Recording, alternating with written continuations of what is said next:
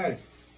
We'll sit down and fist bump each other, and then I'll just get right into it. And Right ahead. No? Yeah. You probably got to go first. Chris, yeah, you go. No, you got to go first. Don't you got to go? I'm going over here. You got to right, go over right. there. All right. You're going in the opposite. I'll sit down here.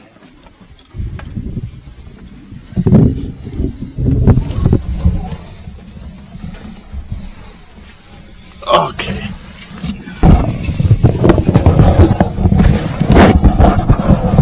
Throw these things on. And we're off. How are these for headsets? Wow. Pretty nice. Ooh, very loud. All right, hold on, Chris. A little lower. Okay, hold on. You're red, I think? I don't know. Yep. How's that? A little lower. That's good. Yeah, you Could can it? go a little lower. That's good. I'm looking to see which. Everything's color coded. How's that? A little more? A little lower, yeah. How's that? A little more. Okay. How's that? That's good. That's good right That's there? great. Yep. Okay.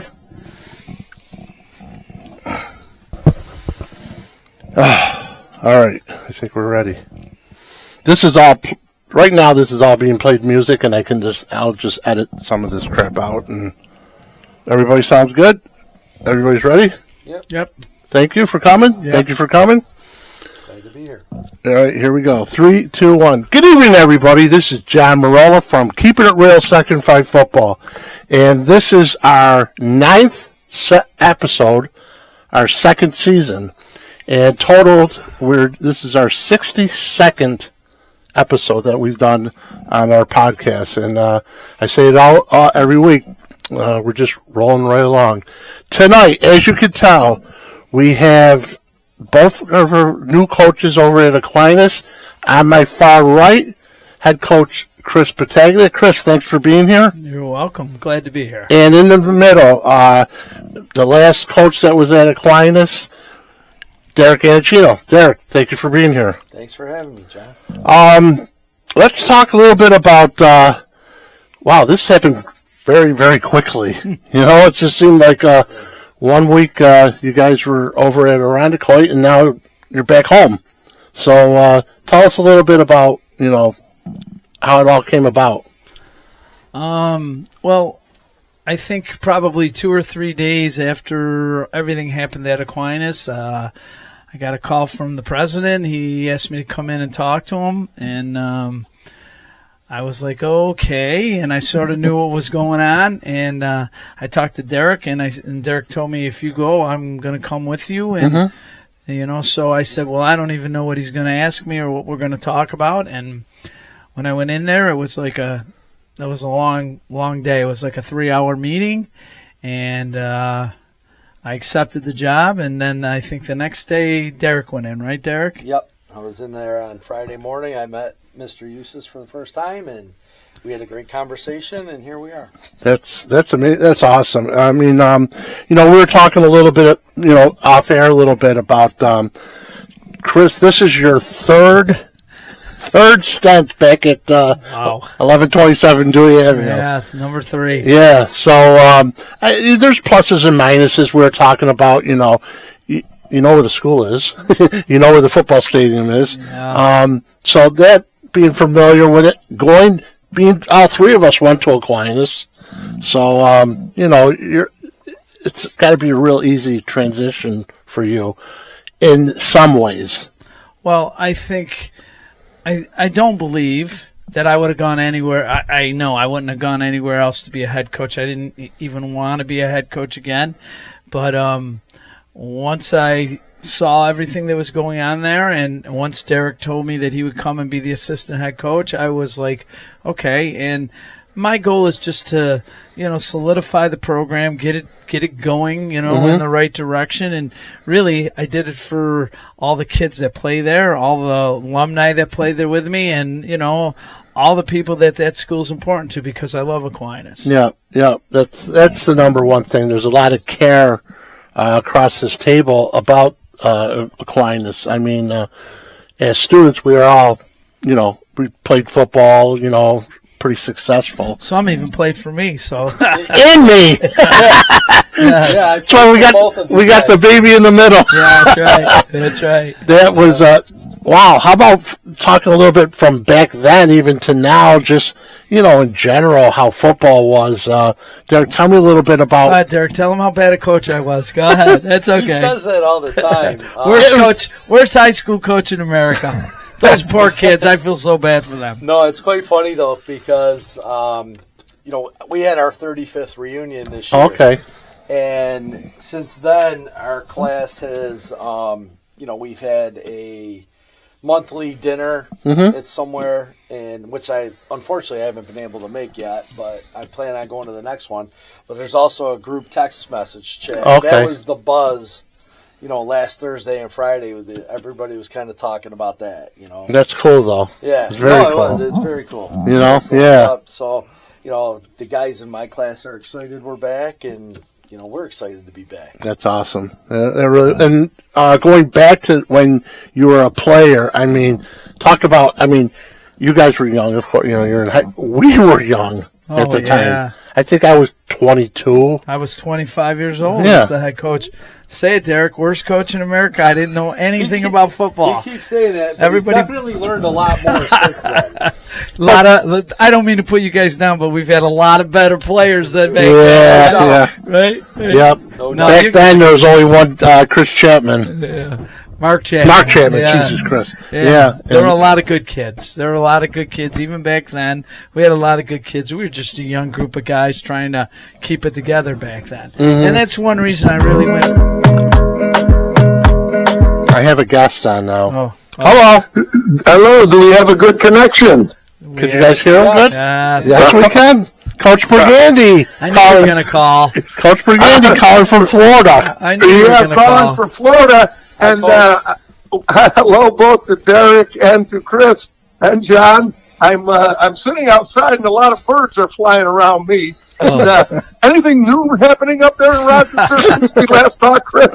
Oh, God, Paulie. Paulie, we just talked like a week and a half ago, Paulie. I know. I know. And then all of a sudden things changed. God loves playing jokes on us, Paulie. So. Yeah, we had a very good conversation about Don Santini's passing. Yes. Some of our fond memories of him and everything, and we left it at that. And then, like I said, birds are flying around here. A lot of things going on. It sounds like in Rochester. Yes. Well, one thing, Paul, the weather up here, yesterday and today has just been amazing. Yeah, I had heard that. That's great. Yesterday we were in the That's good 70, news. around 70, and today we're in the 60s. So, yeah, that's good news. Well, I want to congratulate both Chris and Derek going back home to Aquinas, and I know that they're looking forward to having you guys, and you're looking forward to being there again.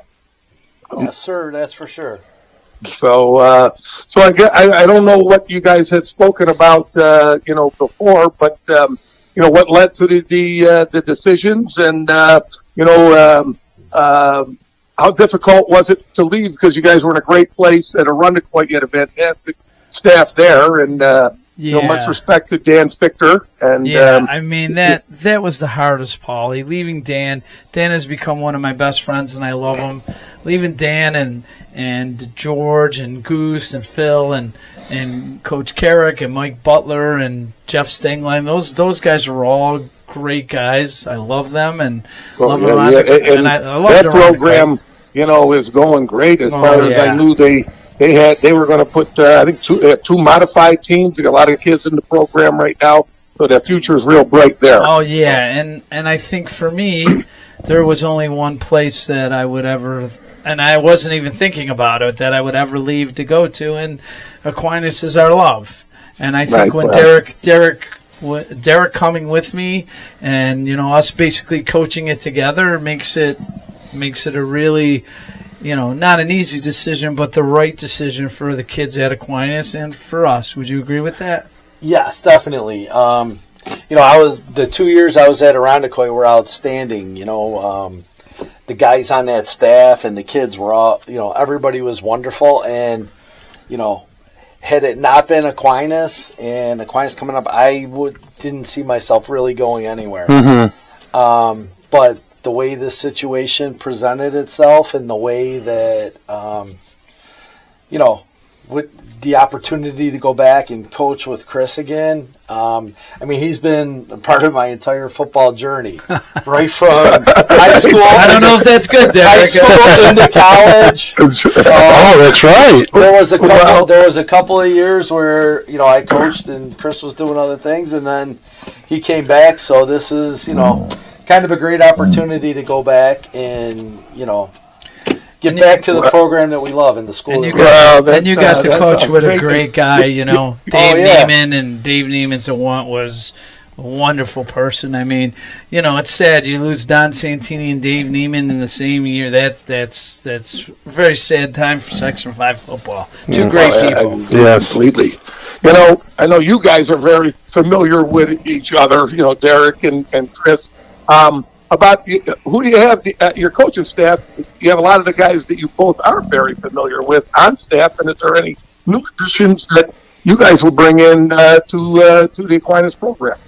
Yeah, well, we've confirmed this week that Dan Pincelli, who was the offensive coordinator with us both since 2013. Yeah, 2013, and he stayed with me after Chris left through 2022, and he's been off the last 2 years. He's confirmed to come back and do the offense.